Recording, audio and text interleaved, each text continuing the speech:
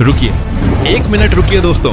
जैसा सोचोगे वैसा बनोगे और जैसा चाहोगे वैसा ही पाओगे। शांति बाहर नहीं, हमारे अपने अंदर होती है। कभी अपना कर देखो। आज के समय में दुनिया के कोने कोने में बाबा साहेब भीमराव अंबेडकर की मूर्तियां स्थापित हो रही हैं। यह बहुजन समाज के लिए गर्व की बात है। परम पूज्य बोधिसत्व बाबा साहेब भीमराव अंबेडकर जी की प्रतिमा का अनावरण होना अत्यंत सराहनीय कार्य है। बाबा साहेब का संदेश, संविधान और सामाजिक न्याय की लड़ाई आज भी लाखों करोड़ों लोगों को प्रेरणा देती है। प्रतिमा स्थापित करने वाले सभी महानुभावों, आयोजकों और स्थानीय समुदाय का हार्दिक आभार और बधाई देता हूँ। ऐसे कार्य समाज में जागरूकता, सम्मान और एकता को बढ़ावा देते हैं। आपके क्षेत्र में यह प्रतिमा न केवल बाबा साहेब की याद को अमर बनाएगी, बल्कि आने वाली पीढ़ियों को उनके आदर्शों, शिक्षा, संघर्ष और समानता की राह पर चलने के लिए प्रेरित भी करेगी। जय भीम साथियों। साल 1900, 27 मार्च का महीना था। देश में उस समय ब्रिटिश हुकूमत थी। आए दिन देश में कोई न कोई आंदोलन ब्रिटिश हुकूमत के खिलाफ होते रहते थे। लेकिन मार्च महीने में महाराष्ट्र के कोलाबा में एक ऐसा आंदोलन हुआ जो ब्रिटिश शासन के खिलाफ नहीं था। यह आंदोलन देश की वर्ण व्यवस्था के खिलाफ था। 20 मार्च को महाराष्ट्र के कोलाबा की सड़कों पर करीब 5000 से ज्यादा लोगों का एक बड़ा हुजूम था और इस हुजूम का नेतृत्व कर रहे थे डॉक्टर भीमराव अंबेडकर। अंबेडकर इस हुजूम के साथ चौधार तालाब के किनारे पहुंचे। यह तालाब दलितों के दमन का सबसे बड़ा प्रतीक था। इस तालाब में जानवरों को तो पानी पीने की इजाजत थी, लेकिन दलित पानी नहीं पी सकते थे। अंबेडकर तालाब के किनारे बैठे और अपनी हथेली में पानी भरकर एक घूंट पानी पिया। हजारों की संख्या में मौजूद भीड़ टकटकी लगाए अंबेडकर की ओर देख रही थी।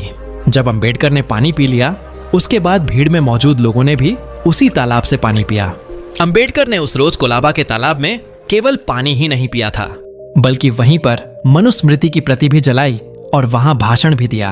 अंबेडकर ने कहा कि क्या हम इसलिए यहाँ आए हैं कि हमें पीने के लिए पानी नहीं मिलता? ऐसा बिल्कुल नहीं है। हम यहाँ इसलिए आए हैं कि हम इंसान होने का अपना हक जता सकें। इसी भाषण में बाबा साहब आम्बेडकर ने देश के दलित समुदायों को साफ सफाई से रहने और मरे हुए जानवरों का मांस न खाने का संदेश भी दिया था। आंदोलन खत्म होने के बाद पूरे इलाके में अफवाह फैल गई कि मंदिर परिसर में दलित घुस गए हैं और तालाब को अशुद्ध कर दिया है, जिसकी वजह से इलाके के उच्च जाति के लोगों ने दलितों के साथ मारपीट की और तालाब को भी शुद्ध किया। लेकिन अंबेडकर का उस रोज चौधार तालाब में पानी पीना इतिहास में महाड़ सत्याग्रह के नाम से दर्ज हो गया। यह आंदोलन दलित संघर्ष के इतिहास में एक अहम अध्याय साबित हुआ। हैरत की बात यह है कि अंबेडकर के महान सत्याग्रह का विनायक दामोदर सावरकर ने भी समर्थन किया था, लेकिन बाद में सावरकर और अंबेडकर के बीच गहरे मतभेद रहे। अंबेडकर ने पूरे जीवन में खूब पढ़ाई की और खूब लिखा। अंबेडकर को किताबों का शौक था। साथ ही अंबेडकर बागवानी करने और कुत्ते पालने के भी शौकीन थे। अंबेडकर रात भर पढ़ते और सुबह केवल 2 घंटे की नींद लेते। अपनी मौत की रात भी अंबेडकर किताबों में डूबे हुए थे और कबीर का भजन गा रहे थे। तो दुनिया रोज बनती है कि इस एपिसोड में कहानी बाबा साहेब डॉक्टर भीमराव अंबेडकर की। इस एपिसोड में हम जानेंगे कैसा था डॉक्टर भीमराव अंबेडकर का बचपन। अंबेडकर खुद को हिंदू क्यों नहीं मानते थे? अंबेडकर ने गांधी को पूरे जीवन महात्मा मानने से क्यों इनकार किया था? सावरकर और अंबेडकर एक दूसरे से सहमत क्यों नहीं हुए? जिन्ना की मुस्लिम लीग ने अंबेडकर का समर्थन क्यों किया था? और आखिर में अपनी मौत के आखिरी दिन क्या कर रहे थे बाबा साहब? भीमराव रामजी अंबेडकर का जन्म 14 अप्रैल 1891 को मध्य प्रदेश के महू में हुआ था। भीमराव अंबेडकर के पिता का नाम रामजी था और मां का नाम भीमाबाई साकपाल था। अंबेडकर अपने माता पिता की 14वीं संतान थे। अंबेडकर के दादा और पिता ब्रिटिश आर्मी में थे, जिसकी वजह से उनकी पढ़ाई लिखाई सैनिकों के बच्चों के लिए बने स्कूल में हुई। लेकिन जब उनके पिता रिटायर हो गए तो वह महाराष्ट्र के सतारा आकर बस गए। अंबेडकर की आगे की पढ़ाई लिखाई यहीं से हुई और इसी दौरान अंबेडकर को जातिगत भेदभाव और छुआछूत का सामना करना पड़ा, जिसका असर अंबेडकर पर पूरे जीवन भर रहा। अंबेडकर के महार यानी दलित होने के कारण उन्हें क्लास में कोने में अलग बैठाया जाता था और क्लास के टीचर उन्हें किताब तक नहीं छूने देते थे। ऐसी ही एक घटना का जिक्र सविता अंबेडकर ने अपनी किताब बाबा साहब my life with doctor Ambedkar में किया है। एक बार की बात है, बाबा साहेब अंबेडकर ने महात्मा गांधी से कहा कि जब आप नहीं हैं तो आप हमारी बात कैसे कर सकते हैं? महात्मा गांधी का जवाब था, मैं नहीं हूं, इस पर तो मेरा कोई बस नहीं है, लेकिन अगर भंगियों के लिए काम करने का एकमात्र आधार यही है तो मैं चाहूंगा कि मेरा अगला जन्म उनके घर में हो। महात्मा गांधी और अंबेडकर के बीच हमेशा मतभेद रहे और अंबेडकर ने गांधी के खिलाफ हमेशा खुलकर बोला। यहां तक कि गांधी की मृत्यु के बाद भी अंबेडकर ने गांधी की आलोचना की। डॉक्टर अंबेडकर ने खुद बताया है कि महात्मा गांधी से उनकी पहली मुलाकात साल 1929 में हुई थी। उसके बाद गांधी से अंबेडकर की कई बार मुलाकात हुई, लेकिन अंबेडकर बताते हैं, मैं गांधी से हमेशा एक प्रतिद्वंदी की हैसियत से मिला। मैंने उन्हें एक इंसान की नजर से देखा, न कि महात्मा की नजर से। मुझे इस बात से हैरानी होती है कि बाहरी दुनिया, खासकर वेस्टर्न वर्ल्ड के लोग गांधी में ज्यादा दिलचस्पी लेते हैं। साल 1955 में बीबीसी को दिए इस इंटरव्यू में डॉक्टर अंबेडकर ने गांधी को लेकर यहां तक कह दिया कि गांधी पहले से ही इस देश के लोगों के जहन से गायब हो चुके हैं। उनकी याद इसी कारण से आती है कि कांग्रेस पार्टी उनके जन्मदिन या उनके जीवन से जुड़े किसी अन्य दिन सालाना छुट्टी देती है। गांधी और अंबेडकर के मतभेद से जुड़ा एक और किस्सा बेहद मशहूर है। अंबेडकर के जीवनीकार धनंजय कीर अंबेडकर की जीवनी doctor Baba Saheb Ambedkar life and mission में लिखते हैं, 14 अगस्त 1931 को अंबेडकर की मुलाकात जब गांधी से हुई तो गांधी ने उनसे कहा, मैं अछूतों की समस्याओं के बारे में तब से सोच रहा हूं जब आप पैदा भी नहीं हुए। अंबेडकर ने गांधी को जवाब देते हुए कहा, अगर आप अछूतों के वास्तविक हितैषी होते तो आपने कांग्रेस का सदस्य होने के लिए खादी पहनने की शर्त की बजाय छुआछूत निवारण को पहली शर्त बनाया होता। देश के आजाद होने के 2 दशक पहले अंबेडकर ने खुद को स्वतंत्रता आंदोलन से अलग कर लिया था। 1928 को जब साइमन कमीशन भारत आया तो अंबेडकर ने इसका समर्थन किया।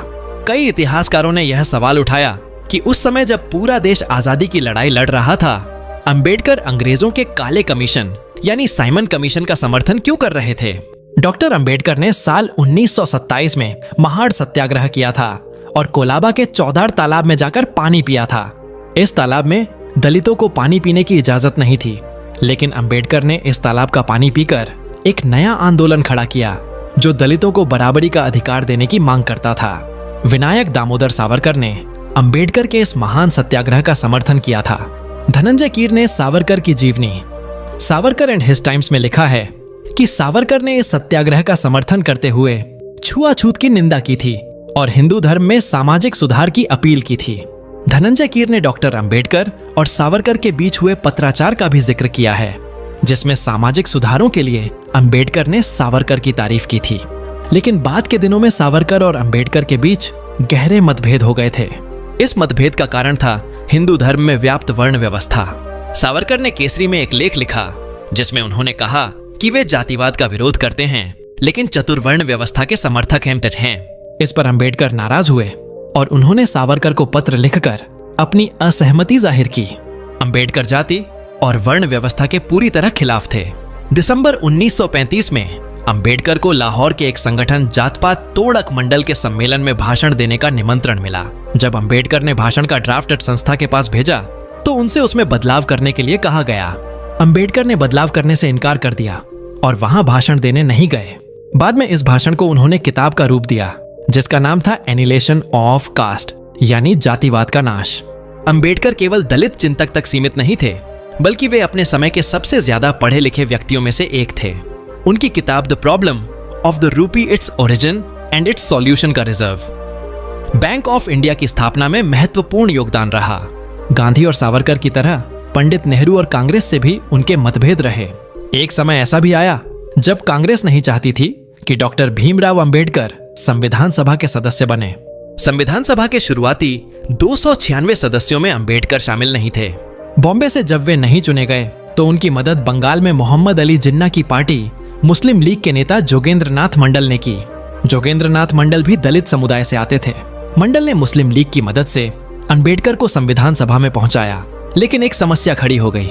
जिस सीट से अंबेडकर चुने गए थे वह पूर्वी पाकिस्तान में चली गई, जिसके कारण उनकी सदस्यता समाप्त हो गई। बाद में कांग्रेस ने बॉम्बे से उन्हें संविधान सभा में जगह दी। वे वहां से चुने गए और ड्राफ्टिंग कमेटी के अध्यक्ष बने, जिसके चलते देश को एक मजबूत संविधान मिल पाया। डॉक्टर अंबेडकर ने सितंबर 1951 में कैबिनेट से इस्तीफा दे दिया। इसका मुख्य कारण था हिंदू कोड बिल, जिसका वे समर्थन कर रहे थे, लेकिन सरकार उसे पारित करने में हिचकिचा रही थी। साल 1952 के पहले लोकसभा चुनाव में उन्होंने उत्तर मुंबई से चुनाव लड़ा। उनके सामने कांग्रेस ने नारायण सदोबा काजरोलकर को उतारा। परिणाम आया तो अंबेडकर लगभग 15,000 वोटों से हार गए। इसके बाद 1954 में भंडारा उपचुनाव में भी वे सफल नहीं हो सके। चुनावी राजनीति में वे सफल नहीं हुए, लेकिन उनका प्रभाव बेहद गहरा रहा। अपने जीवन के आखिरी दिनों में उन्होंने राम मनोहर लोहिया के साथ गठबंधन पर भी विचार किया। सितंबर 1956 में इस पर चर्चा हुई, लेकिन उससे पहले ही 6 दिसंबर 1956 को डॉक्टर भीमराव अंबेडकर का निधन हो गया। उनकी मृत्यु ने देश के करोड़ों शोषितों और दलितों को गहरा आघात पहुंचाया।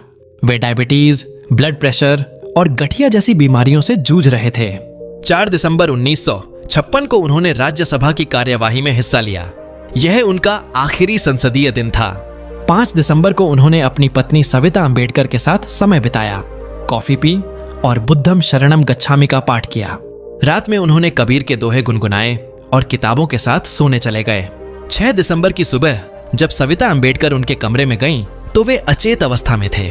प्रयास किए गए, लेकिन वे इस दुनिया को छोड़ चुके थे। उनके पार्थिव शरीर को मुंबई ले जाया गया, जहां उनका अंतिम संस्कार हुआ। बाबा साहब के जाने के बाद भी उनकी प्रासंगिकता आज भी उतनी ही मजबूत है, सिर्फ राजनीति में नहीं बल्कि समाज के हर स्तर पर। उनकी पूरी कहानी को कुछ मिनटों में समेटना संभव नहीं है। हम एक बार फिर उनके जीवन की और कहानियों के साथ आपके सामने आएंगे। तब तक के लिए धन्यवाद। अपना प्यार बनाए रखें और कमेंट करके जरूर बताइए कि यह वीडियो आपको कैसा लगा। जय भीम, जय भारत।